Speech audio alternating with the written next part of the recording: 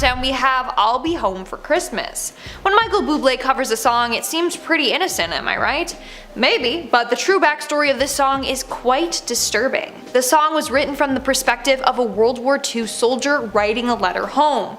Then you realize he's not actually coming home for Christmas. He's going to be dreaming about being home with his family and celebrating as he's dodging enemy fire.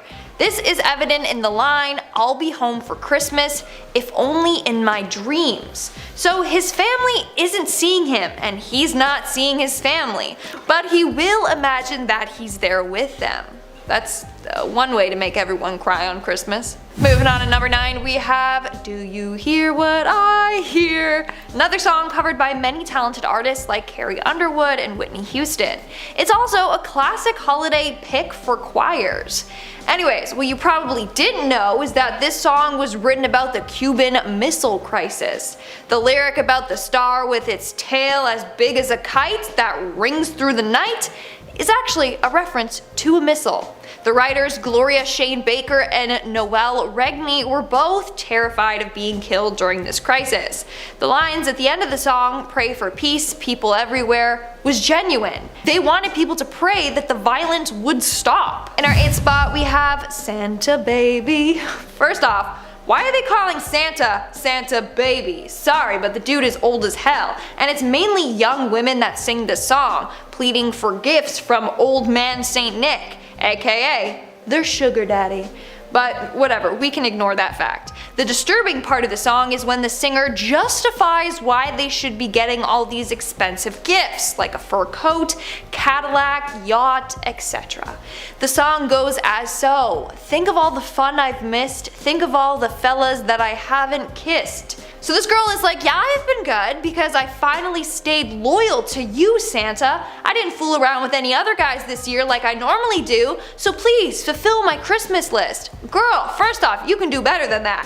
And this is a bad message for young children, but also it suggests that Santa cares about the singer's sex life, which is just plain creepy. Also, are they trying to say that girls that go around getting with a lot of men are bad and shouldn't be rewarded? I don't know, it's messed up on so many different levels and it's kind of shaming girls. In our 7th spot we have This Christmas. Ho ho ho boy, here we go. So the song may seem innocent, like aw, this person is just so excited to be with their crush for Christmas and spend time with them. Wrong, it's not innocent. The lyrics literally say, "Hang all the mistletoe, I'm gonna get to know you better this Christmas." What do you do when you get caught with someone underneath the mistletoe? You kiss. The writer of the song wants mistletoes everywhere so that he gets tons of opportunities to kiss this girl. And then the whole, "I'm gonna get to know you better"? Well, that's a super sexual line. Like, yeah, he's gonna get to know her lips and tongue pretty well with all the mistletoe everywhere. In our 6th spot we have Santa Claus is Coming to Town. This song never sat well with me. Why? Well, Santa Claus sees you when you're sleeping and he knows when you're awake. This dude is watching your every move to see if you've been naughty or nice. It's terrifying. The song is obviously written to get kids to behave, but it's kinda like a threat. Santa sees you when you're sleeping, boys and girls. He can attack you in the dead of night. He knows your every move. Not to mention that Santa is an anagram for Satan. Just thought I'd throw that out there. They are both two dudes who determine if you've been naughty or nice. So some people believe that this song has ties to Satanism. Even if it doesn't, the song is creepy enough as is. We are now at our 5th and halfway mark with Baby It's Cold Outside. A classic Christmas song that so many artists have covered, and the song was even covered in Glee.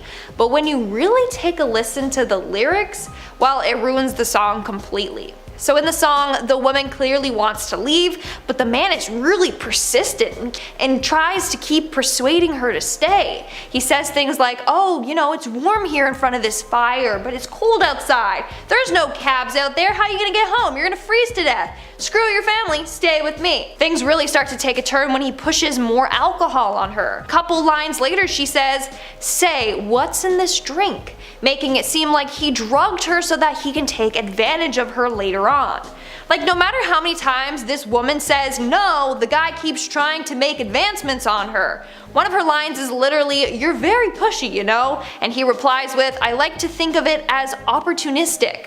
That's gross. He sees this as an opportunity to get in her pants. In our fourth spot, we have Walking in a Winter Wonderland. They're gonna get mad at me for singing, but I don't care. Snow is glistening, a beautiful sight. We're happy tonight, walking in a winter wonderland. Cute lyrics, right? Must be beautiful outside for the two lovers who are walking around, enjoying the snow paradise. Think again. This song was written by Richard B. Smith in 1934. It was written during the peak of the Great Depression while Smith was in a sanitarium dying from tuberculosis. So he wrote this song because that's the dream that he had. He wanted to experience something like this with his wife Jean. Sadly, they were married for only 1 year before he got terribly sick. So now, when you're singing the song, just remember the poor sick soul who wrote this in a dull and depressing sanitarium. In our third spot, we have Grandma Got Run Over by a Reindeer. Oh, that's a fun and playful song, am I right? No, just no. An intoxicated grandma was out wandering around without her medication, probably lost and cold. When the family found her the next day, she was run over by Santa's reindeer and she was dead. Like, literally, the song says, "Grandma got run over by a reindeer walking home from our house Christmas Eve." It continues on with, "She'd been drinking too much eggnog and we begged her not to. She'd left her medication, so she stumbled out the door into the snow." The worst thing is that this song is from the perspective of a young kid who saw their grandma in a bad state and then later found her dead. In the next verse, it talks about how the family is mourning her death. And I quote, "It's not Christmas without Grandma. All the family's dressed in black. And we just can't help but wonder, should we open up her gifts or send them back?"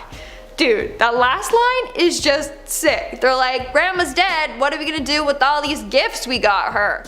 Really? That's what's on their mind?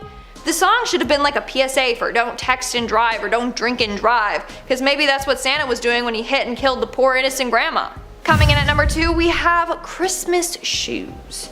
When you realize what this song is really about, you're gonna bawl your eyes out. It's hella dark and hella depressing. This song is about some kid trying to buy a last-minute gift for his sick mom. The lyrics go as so. "Could you hurry, sir? Daddy says there's not much time. You see, she's been sick for quite a while, and I know these shoes would make her smile. And I want her to look beautiful if Mama meets Jesus tonight." Dude, so the kid's mom is sick and is gonna pass away on Christmas. I don't even think the kid understands what's gonna happen to his mom when he says, "Mama is gonna meet Jesus tonight." My heart can't take it. But it gets worse. The song goes on and says he counted pennies for what seemed like years. Then the cashier said, "Son, there's not enough here." So the kid searches his pockets frantically, but he doesn't even have enough money to buy the shoes for his dying mom. If that's not sad, I don't know what is. And in our number 1 spot today, we have "Please Daddy, Don't Get Drunk This Christmas." I don't even know if this is even considered a Christmas song. It's definitely not. It's about alcoholism, domestic violence, and a terrified kid witnessing it all. The lyrics go as so. "Please Daddy, don't get drunk this Christmas. I don't want to see my mama cry. Mama smiled and looked outside the window. She told me, son, you better go upstairs. Then you laughed and hollered, 'Merry Christmas!' I turned around and saw my mommy's tears."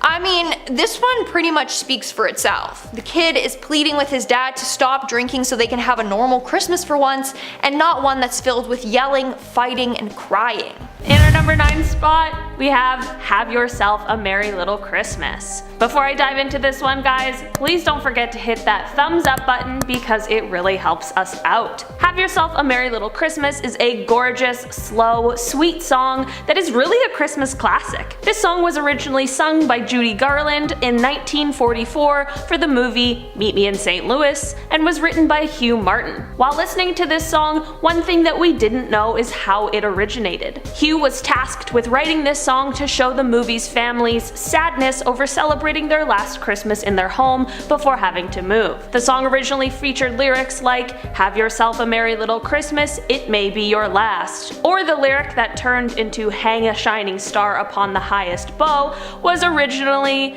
"From now on we'll have to muddle through somehow." This is definitely not the same tone of the song that we all know and love today, although the slow nature of the song makes a lot more sense to me now. While I'm sure it was pretty frustrating for Hugh to have everyone telling him that the song was too depressing, I'm glad that it ended up turning into the holiday classic that it is. In our number 8 spot we have Santa Claus is Coming to Town. This song is a straight Christmas banger, but it holds a pretty sad story when we look at its creation. The song was written in 1934 by a man named Haven Giuseppe. Haven was asked to write a Christmas song for children, which seems like a pretty easy task, but right before this meeting with his publisher, he had actually just come from his brother Erwin's funeral. When you're struggling with the loss of someone so close to you, I can't imagine it would be simple to write a cheery, upbeat song for children, but Haven managed to do it. On his train ride home, he thought about all of his favorite Christmas memories that he shared with his brother,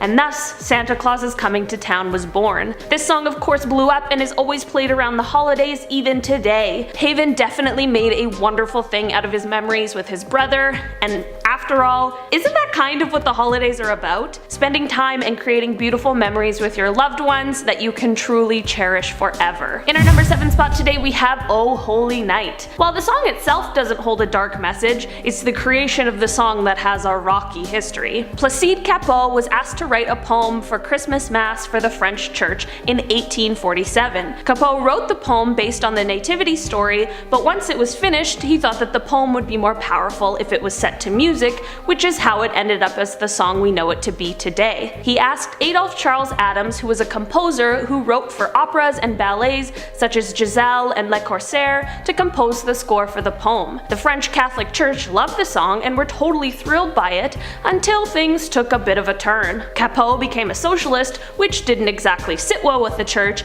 and then they also realized that Adams was Jewish, which again didn't sit well with the Catholic Church in 1847. The song ended up being banned and highly criticized by the church, but the French people loved it and continued to sing it. Soon it spread to other countries, and that is how it ended up remaining in our classic Christmas tunes today. In our number 6 spot we have the song I Saw Three Ships. This one isn't at the top of everyone's Christmas playlist, but it definitely is still a classic. This song has a long history since it was originated in 1666, so there is a lot of debate and speculation on what this song means. Some people believe that it is symbolic of the 3 wise men, or possibly the Holy Trinity, but there is a much darker theory about what it may possibly be about. There are a couple people who believe that the song is about the ships carrying the bodies of the 3 wise men to their resting places. Since the song has been around for so long, there are actually a few different versions of the lyrics, but one of the more original sets says, "They said they'd got 3 crowns." Crowns apparently used to mean skulls,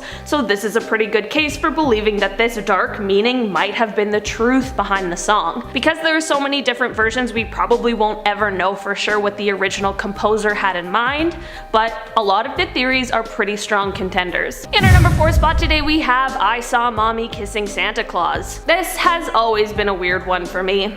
I know it's about a dad who is impersonating Santa and the kid sees their mom sneaking a quick kiss, but honestly, imagine how traumatic that could be for a kid. Of course the dad wasn't the real Santa Claus, but the kid who saw this obviously thinks that he was. Imagine being a child and having to try and mull all of this over on your own. Maybe it would leave you to believe that Santa is trying to tear your family apart, or maybe you could develop a vendetta against your mom for smooching what you thought was another man. And then, do you take the leap and tell your dad? How would you tell him if you decided to? I guess what I'm trying to say is that this song is supposed to be silly and cute, but it truly turns out kind of creepy and honestly potentially traumatic, but maybe I'm just reading a little too deep into the song. In our number 3 spot we have Baby It's Cold Outside. Alright guys, we all know how controversial this song is, and honestly it's for a pretty fair reason. This song used to be a hit and played everywhere, but a few years ago people began discussing its very creepy underlying message. The duet is about a woman who's trying to leave a man's house, but he is really trying to coerce her into staying. Like, he's basically forcing her into staying with him, which is very menacing and also very creepy and very weird. This song has recently caught a lot of flack for promoting this kind of behavior and has actually been banned from a lot of radio stations in the last few years. I hope the song wasn't created to portray this kind of message, but I honestly can't blame the people who feel pretty uncomfortable with its content. In our number 2 spot we have probably one of the most, if not the most, famous Christmas song ever, Jingle Bells. While the song's first verse and chorus are the most widely known, there are actually a few more verses to the song, and the second verse really takes a turn. So, in the second verse, the person who is originally riding the sleigh ends up picking up a lady named Miss Fanny Bright along the way. Then the horse pulling their sleigh accidentally crashes them into a snowbank and the two are thrown out of the sleigh. This is already pretty crazy, but then another sleigh rides past them and the person in it just laughs at them as he continues, which is super rude. The song ends off with the narrator of the song giving some advice to the younger generation on how to sleigh, but considering his ride that we just heard about that didn't go too well, I probably wouldn't take his advice. Also, Fanny is never mentioned again in the song after the crash, so I'm really wondering what happened to her and where she went. I really did think this song was just about a fun winter sleigh ride, but boy, that is not the case at all. In our number 1 spot today, I've got one that is extremely depressing, so I'm giving you fair warning. Walking in a Winter Wonderland would not be the song I would have thought had a dark backstory, but I was absolutely wrong about that. This song was written during the Great Depression in 1934 by Richard B. Smith. This song is about two lovers imagining walking through a gorgeous winter paradise, enjoying each other's company and playing in the snow and building snowmen, and honestly it just sounds like a wonderful fairy tale romance, but it is the writer's life at the time that he wrote it that gives it a dark message. Richard was actually passing away from tuberculosis in a sanitarium. He wrote the song about the dream world that he wanted to escape to with his wife Jean, who he had only married 1 year prior to him being diagnosed with his illness. It's honestly the saddest backstory to such a wonderful song. I really hope that writing the song possibly helped make him feel a little bit better, even though he was unable to escape to this dream world that he had created. Coming into number 8, we have Black Pete Weeda Weeda Wheat. So we talked about Black Peter in our Christmas Urban Legends video. Black Peter causes a lot of outrage every year when he's continually wheeled out as part of St. Nicholas celebrations in the Netherlands. Not only is Black Peter some kind of colonial hangover, people black up to play him each year, and yeah, he comes with a song, a pretty dubious song. His song's fine on the surface, but the real scary thing here is kind of the connotations, liken it to a minstrel show. He's singing, he's blacking up, it's pretty darn racist, and it makes me feel very uncomfortable. Coming into number 7, we have Santa Baby. I'm really sorry, but she's clearly trying to bang Santa, and I find that pretty terrifying. I love Eartha Kitt's voice and the sultry sass in Santa Baby, but like, hello, she's thirsty. The 1953 song is clearly about a woman flirting with Santa. She talks about kissing, slipping, and rings, and I will let you guys guess what she really means when she says hurry down the chimney tonight multiple times. Honestly, she's gagging for it with Santa. And that's pretty messed up. Coming into number 6, we have Unto Us a Time Has Come. So this is a popular song at Christmas time in Germany. The only problem is that the most popular version of the song at this time of year was a rewrite by a prevalent Paul Herman. Herman redrafted this song to remove some of the more religious tones, which were problematic for the regime. The song itself is harmless, it's about walking in the snow, but the history behind it is much scarier. Coming into number 5, we have the 12 Days of Christmas.